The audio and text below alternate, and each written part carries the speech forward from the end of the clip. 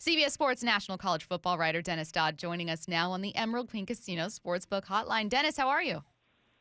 I'm good. Good morning. How are you guys?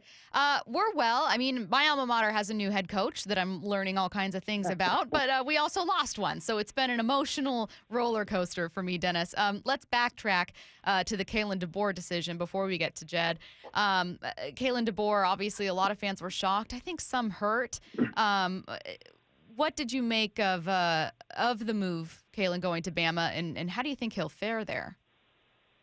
Well, it's not complicated, but it makes sense in that Alabama had identified Kalen, I think, beforehand, and that's what a good AD does. Greg Burns, the AD, this is going to be the first sentence in his bio when he steps down someday. That this is the first major head coach that he's hired, certainly at this level, and certainly the first at Alabama. I do think a couple of things can be true. One is Alabama absolutely got its man.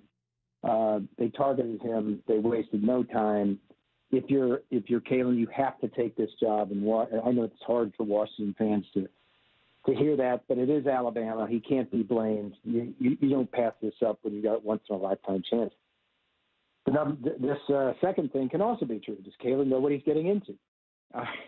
And I think in many ways he doesn't, because when you're not of that culture, when you've not recruited that culture, when you haven't been in the SEC, it's hard to describe. I'm no expert, but I will tell you there are things that when coaches go there for the first time, they just have not experienced before. I mean, this is a place, 1988, granted, that a fan put a rock through the window of Bill Curry, who was an Alabama player, or a longtime coach, and had lost in an upset to Ole Miss.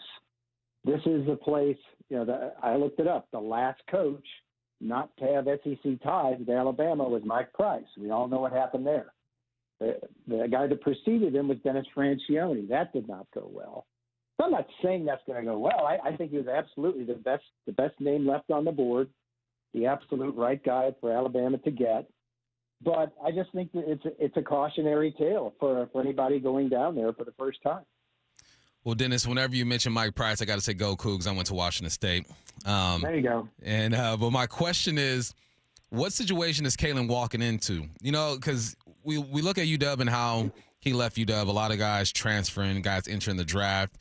At Alabama, I assume some of the same things are happening. Guys entering the draft, guys transferring, but just the depth of talent over there, at least to my assumption, is a lot greater than UW. What type of situation is he walking to? His quarterback situation, I think we know who's there, but what is this team projected to look like next year? Yeah, that's a great point. I mean, they have lost players. When you lose, Nick Saban, that's going to happen. They lost their best receiver, at least their best deep threat, Isaiah Bond, who's transferred to Texas. I am not 100% convinced that Jalen Milroe is going to be the quarterback on opening day. As you all know, Will Rogers is not on the open market again. He has SEC experience. He's the single-season passing leader in SEC history while at Mississippi State, for what that's worth. But they'll always have talent. The question is, big picture, Kalen could have stayed at Washington and competed for a playoff berth every year. And I think most people would be fine with that. At Alabama, you got to win the whole darn thing. And I'm not exaggerating. Every year, because of the standard Nick Saban set. And now it becomes, 3 times as hard? You got to win 3 games, maybe 4, to win a national championship in the 12-team playoff. And he'll find that out. I'm sure he's thought of it. It's going to be tough, but you've got to get there. And you've got to win it all. You've got to, on the field, first and foremost, recruit at a high level, beat out your competitors, LSU, Auburn, Texas A&M in recruiting, and then get strong in both lines. Washington had the Joe Moore Award winner this year, winners in the offensive line. You've got to be able to match up offensively and defensively in both lines. You got no chance. That's just the nature of that league. Texas and Oklahoma, if they don't know, we'll find out. I'm sure Kalen knows that. So before anything else happens, you got to be able to do that. And if that doesn't happen, that's not going to be good. But we know he can recruit. We know he can coach. It's just a question of, I will say this about the NIL possibilities. I had a person tell me at Alabama that they're concerned about their NIL situation there. And again, no, it's hard to find sympathy for Alabama in anything, being behind on anything. But this person told me we've got 1 billionaire in the state of Alabama. Texas has 7. And I went, oh, okay, that's where we're coming from. Yeah, I get it. And so they're going to have to build, until further notice, and the NCAA changes its rules, they have a strong NIL base. We're talking with CBS Sports national college football writer Dennis Dodd. And Dennis, I think that because things are happening, quote, to me, I'm noticing them more, but I'm curious to know whether or not you think this is right. So to me, Dennis, it seems like there's a lot of shifting with college football. I mean, my conference broke up and a bunch of schools, went to other conferences. The head coach of the team I just saw in a national championship game is now leaving. And we hired away another head coach from a team that was finally, on the come up and having a great season. And I'm heartbroken for their fans. So we've been talking today about college football feels like it's changing. What are some of the biggest is my first question. And also, what are some of the big factors there? Oh gosh, how much time do you have? Yeah, as much as you want, Dennis. It's all changing before our eyes. In one sense, this silly season of coaching changes. Well, of course, coaches go to the next best opportunity. Anybody in any walk of life does that. But we're seeing a separation within a separation. You saw what happened to Oregon State and Washington State. They were left out in the cold. That the powers that be, networks, who do these sort of things had no problem. At the end of the day, I'm saying, not intentionally, but at the end of the day, the Pac-12 breaking up. In fact, they were active participants in it. So that left Oregon State and Washington State out in the cold. Stanford, Cal caught the brass ring with the ACC, or they would have been in that situation too. Florida State, it seems like since they got left out of the playoff, nothing but bad things have happened to them. And they are desperately trying to get out of the ACC and what is now called the Power Four.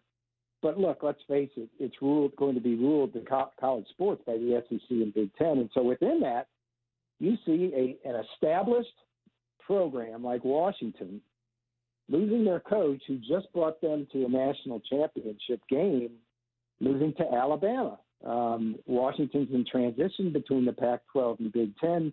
Alabama is maybe the best job in the country. And again, look, it may just be a case of, persons going to the best job that they can for themselves. But I think you've already seen it. You're going to see resources, recruiting, physical makeup of players, talent, all coagulating at that top of those Super Two.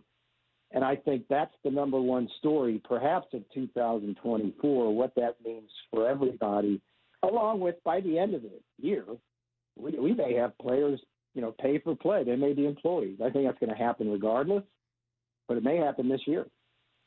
Dennis, as you probably know, Pete Carroll's no longer the head coach over here in Seattle, and they offered him an advisory role, and I think that was out of respect. I think they're like, look, man, we're going to let you go, but if you want to hang around, you can hang around. Now, over in Alabama, Nick Saban is in the same role, an advisory role. Something tells me that he might actually want to hang around and help out. What does his presence do to Kalen DeBoer? Does it add pressure to him? Does he use him to alleviate pressure? To me, I would assume that a head coach kind of wants to walk in and make it his own. But what does Nick Saban's presence do to that whole situation? Well, knowing Nick Saban as, not intimately, but enough, I really do think he'll step away. He'll be a resource for Kalen if he needs him. I think Kalen kind of indicated that in his introductory press conference, but he won't be meddling, if you know what I mean. I think Nick is going to pop up. I take him at his word. He said it was mental anguish, the grind. I think he played this perfectly. He waited until Washington played its game to make his announcement, knowing that he probably knew what he was going to do well before that. So I think Kalen will be allowed to institute what he wants to institute. And if he wants to use Nick, then he can use Nick. I don't think it'll be – look, always in these cases, there's an old adage in coaching, never be the guy to follow the guy. If you're Ron Zook He heard that when he followed Steve Spurrier. But then he said, and this is in 2002, but then he said, what am I supposed to do, turn down the job? And that's where Kalen is right now. Yeah, you're going to be playing under a huge shadow, maybe the biggest ever, probably the biggest ever. But you can't turn that down. You got to see how far you can go.